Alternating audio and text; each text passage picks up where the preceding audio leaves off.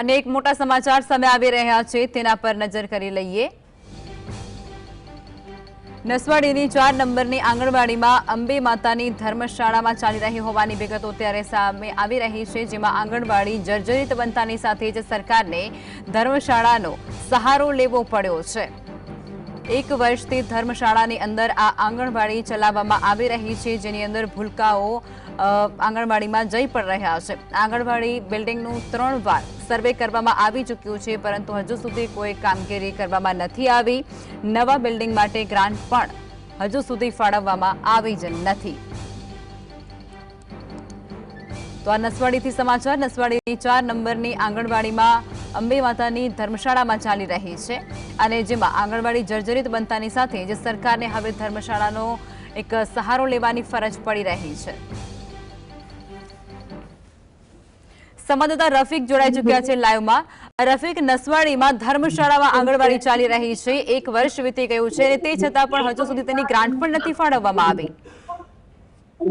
जी आपने जाना दो कि नसवाड़ी आंगणवाड़ी 4 नंबर की सरकार फड़िया 4 रस्ता विस्तार है। आ 4 विस्तार आंगणवाड़ी में 15 થી વધુ બાળકો અભ્યાસ કરે છે। आपने દ્રશ્યોમાં બતાવીશું જે આંગણવાડી ચાલી છે, વાલીઓ પોતાના બાળકોને અહીંયા મૂકવા આવે છે। આ દ્રશ્યોમાં જોઈ રહ્યા છો, આ ભૂલકાઓ તો ભરવા આવે છે, પરંતુ અહીંયા આ ધર્મશાળા છે ને ધર્મશાળામાં આંગણવાડી ચલાવવામાં આવે છે, જેનાથી બાળકોને મુશ્કેલી પડે છે। આપ દ્રશ્યોમાં જોઈ રહ્યા છો, આ ભૂલકાઓ જીવના જોખમે અભ્યાસ કરવા મજબૂર બન્યા છે, કારણ કે અહીંયા કિચન પણ આ જ રૂમમાં ચલાવવામાં આવે છે, આ જ રૂમમાં બાળકોને બેસાડવામાં આવે છે, ધર્મશાળાનો સામાન પણ અહીંયા જ મૂકવામાં આવેલો છે। ત્યારે અહીંના જે બાળકો છે તેઓને શિક્ષણ તો મેળવવું છે, પરંતુ સરકારે તેમને બિલ્ડિંગ નથી આપવું। આ જીએસટી પર એક્સક્લુઝિવ દ્રશ્ય આપ જોઈ રહ્યા છો, જે આદિવાસી બાળકો છે તેઓને શિક્ષણ મેળવવું છે, પરંતુ સરકાર 1 વર્ષથી તેઓને પોતાનું મકાન નથી આપતું। મકાન જર્જરિત બનતા તેને બનાવવાનો પ્રયત્ન કરવામાં નથી આવતો। આપણી સાથે એક આદિવાસી સમાજના આગેવાન છે, તેની સાથે પણ વાત કરીશું। જે આદિવાસી સમાજના આગેવાન છે તેઓ આ આંગણવાડી નથી બનાવવામાં આવતી, સરકાર 1 વર્ષથી બાળકોને ધર્મશાળામાં બેસાડવામાં આવે છે, શું કહેશો? સરકાર એવું કહે છે કે અમે બહુ મોટો વિકાસ કર્યો છે એવું કહેવાય છે, પણ છેલ્લે મારે એવું કેવું છે કે નસવાડી તાલુકા મથકનું ગામ છે, એમાં આંગણવાડી નંબર 4 નું મકાન 1 વર્ષથી જર્જરિત હાલતમાં છે, અને સરકારને વારંવાર રજૂઆત કરવા છતાં સરકાર આને કોઈ ધ્યાન આપતું નથી। અને હાલ આ મંદિરના એક ધર્મશાળાના રૂમ છે, એમાં બેસવામાં આવે છે। તો મારે સરકારને એવું કહેવું છે કે વહેલામાં વહેલી તકે આંગણવાડીનું મકાન બને, અને એવા તો નસવાડી તાલુકામાં અસંખ્ય ગામો છે કે જ્યાં આંગણવાડીના મકાનો નથી। તો સરકારને મારી એક જ વિનંતી છે કે તમે વહેલામાં વહેલી તકે આ આંગણવાડીનું મકાન બને, એ મારો માંગણી છે।